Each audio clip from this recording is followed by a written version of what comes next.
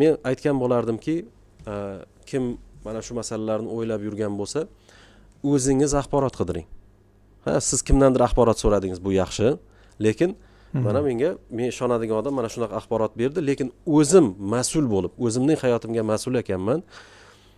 Yana o'zim olaychi axborotni.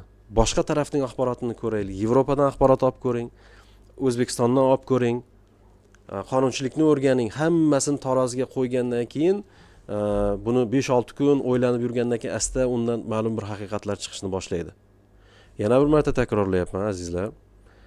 Suriya bugun davlat quryapti. Boshqalar tushunadigan davlat quryapti. Bu dunyoviy davlat, respublika deb nomlanadi, jumhuriyat deb nomlanadi. Uning o'zining byurokratiyasi bor. Boyagi dala qo'mondonligi sharoitida urushib yurilgan paytda siz ma'lum bir harbiy byurokratiyaning a'zosi bo'lmaysiz. Bu umuman boshqa tafakkur tarzi. Siz endi borganingizda sizni hisobga qo'yib, mana shu armiyaning mutlaq subyekti sifatida qabul qiladimi, yo'qmi? Bu jiddiy savol bu. Sen u yerda o'sha lavozim, unvon olish, byurokratik harbiy nimalardan, pog'onalardan ko'tarish imkoniyating bo'ladimi? Endi dala qo'mondoni emas, mudofaa vaziri bo'ladi. Mudofaa vaziri bo'ladi. Bu mudofaa vaziri endi masjidlarga borib ma'ruza qilmaydi endi bular. Direktivalar chiqaradi bular endi sen bajarishing lozim bo'lgan. Va u yerda bugun Ash-Sharam butun Suriya hududida hokimiyati joriy qilingan emas. Buni ham inobatga olish kerak. Ya'ni hokimiyat degan paytda bu buyuk iroda nazarda tutiladi. Butun davlatni qamrab oladigan. Mana shu murakkabliklari bor. O'ylanishimiz kerak hammamiz. O'zingiz qaror qabul qiling. Siz uchun boshqa birov qaror qabul qilmasin. Yo'q, masalan qarang, mana Shara deylik. Eng Al-Qoidadan boshlaganda bu, masalan, bu 80-yil bizlar qatori bolalar, 82 mi bilmadim, shunaqa atrofda 79 shu atrofda.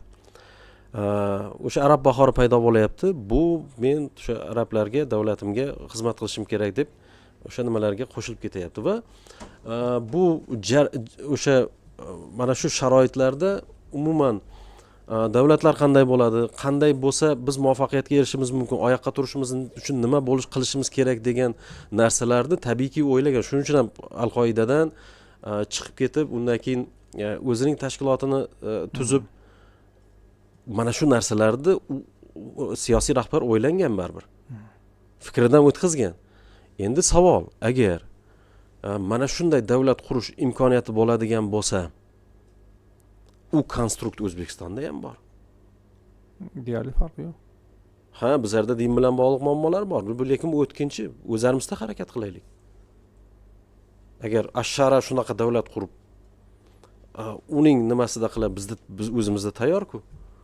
Shu yerda bilim olib, shu yerda qanchalik qiyin bo'lmasin, zamonaviy bilimlar, sun'iy intellektni musulmonlar o'rganib, eng oldisi bo'lib sun'iy intellekt masalasida, g'arb falsafasi masalasida, sharq falsafasi masalasida eng o'sha tubigacha biladigan nimalarni shakllantirsak, masalan, o'rta maktab deymizmi, bog'cha deymizmi, eng zo'rlarini shu yerda tashkil qilsak, qiyin. Qayerda oson? Nima? Suriyada osonmi? O'zingizning ildizingizga bog'lanasiz bu yerda, ota-bobangiz yashagan, boshqa qilgan. Qiyin. Kimga oson? Postsovet davlatida yashayapmiz. Birdaniga demokratik bo'lib qolmaysiz. Korrupsiya bor, bilamiz hammamiz. Nima, chiqib ketaverishimiz kerakmi? Bittamiz Turkiyaga, bittamiz Suriyaga. Aql bilan uzoqni ko'zlab, strategik ma'lum bir narsalarga tishga qo'yib chidab ketadi bular ko'pchiligi. Lekin aql bilan qachon ish yurgizib o'rganamiz? Biz uchun soqoldan ko'ra sun'iy intellekt muhimroq mening nazarimda. Ya'ni umuman bu agar shu orqali biz ma'lum bir doiralarda qolish imkoniyatimiz bo'ladigan bo'lsa deyapman G'ayrat o'shaga. Strategik fikrlaylik. Ana mayda-chuyda jirillab yurganlar jirillab yuradi bular. Aynan shuning uchun ham jirillab yuribdi. Eng zo'r IT sohasidagi yigitlar, eng zo'r yetkazib berish sohasidagi tadbirkorlar, maktab, universitet sohasidagi bu muvaffaqiyatlar, ya'ni bu sohadagi ishlab yurganlarning muvaffaqiyatlari bilan bugun butunlay orqaga ketib qolayotgani yo'q. Bizning o'sha asoslanadigan tafakkur tarzimiz, azizlar. O'zimizda oqilona yo'llar bilan harakat qilish imkoniyatimiz bo'lishi kerak. Mayda-chuyda narsalarga e'tibor beravermasdan institutlarni vujudga keltirish, ya'ni har bir sohada bu nimada, masalan, axborot sohasida axborot mutlaqo qattiq kirishib, axborot sohasida, IT sohasida, ta'lim sohasida, tarbiya sohasida,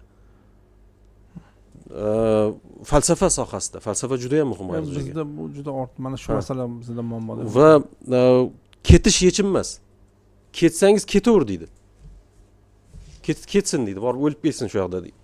Bittasi kam bo'lardim deydi keyin. Shuning uchun, ya'ni aqlsiz emas, birdaniga boyagi yonib ketib unaqa emas, ya'ni ozodlikda yurib mana shunaqa, bu o'zi davlatga ham kerak. Tabiiyki, zamonaviy bunaqa davlatchilikda hadiksirash bo'ladi, ayniqsa postsovet davlatlarda. Biz ateistik bir katta davlatdan chiqib kelganmiz. Neoateistlar bular, boyagi bobolardan yuqtirib olgan. Unaqa katta bobosi bor bularning. Kim edi? Noming o'chkir. Hamid aka,